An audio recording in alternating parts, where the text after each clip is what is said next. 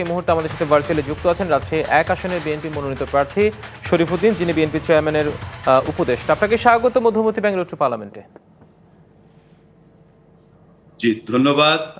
সবাইকে সালাম। শ্রোতা দর্শক যারা আছেন সবাইকে সালাম। কেমন দেখছেন, দিন যত যাচ্ছে নির্বাচনী চ্যালেঞ্জ তত বাড়ছে, কি মনে হচ্ছে আপনার আসলে লেভেল প্লেইং ফিল্ড নিশ্চিত হবে? লেভেল প্লেইং ফিল্ড বলে কোনো কথা না। আমি আমার মতো নির্বাচন কার্যক্রম চালাবো, আমার যারা অন্যান্য পদপ্রার্থী আছেন তারা তাদের মতো নির্বাচন কার্যক্রম চালাবে। এটাই আমাদের এই গণতন্ত্রের বিউটি। এবং এখানে লেভেল প্লেইং ফিল্ড বলতে যেটা বোঝাচ্ছেন, সবাই যে যার মতো সুযোগ পাচ্ছে এবং প্রশাসন তাদেরকে সেভাবেই সহযোগিতা দিচ্ছে। এই যে এই মুহূর্তে যেমন কথার কথা, আমি কিন্তু একটা খ্রিস্টান আদিবাসী, যেটাকে সাঁওতাল সম্প্রদায় বলেন, সেখানে একটা অনুষ্ঠানে আজকে তাদের মাঝে আছি। এখানে কেউ কোনো বাধা দেওয়ার কথা না, কেউ কোনো আপত্তিও দেওয়ার কথা না, এবং এটা একেবারেই লেভেল প্লেইং ফিল্ড চলতেছে।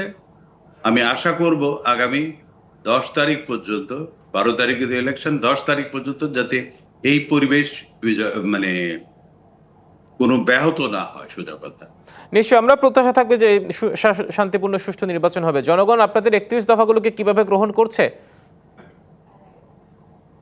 জনগণ 31 দফায় কিন্তু আমাদের বিএনপির এখন ম্যান্ডেট, অনেকগুলো বাস্তবায়ন হয়ে গেছে।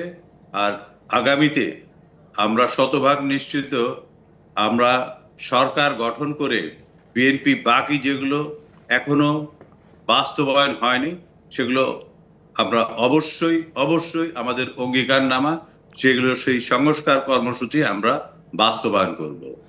নিশ্চয়ই প্রথমে না হলো, পরবর্তীতে গণভোটে আপনাদের চেয়ারম্যান পক্ষ থেকে হাটে এসছে, সেই গণভোটের ইস্যুতে আপনারা কিভাবে গ্রহণ করছে জানেন? গণভোট ইস্যুতে আবারও বলছি, আমরা প্রত্যেকটা ভোটারকে পড়িয়ে শোনাচ্ছি। 11টা পয়েন্ট আছে এবং জুলাই সনদে উল্লেখিত যেসব দাবি দেওয়া যেগুলো আমরা স্বাক্ষর করেছি সেগুলো সম্বন্ধে সবাইকে অবগত করাচ্ছি।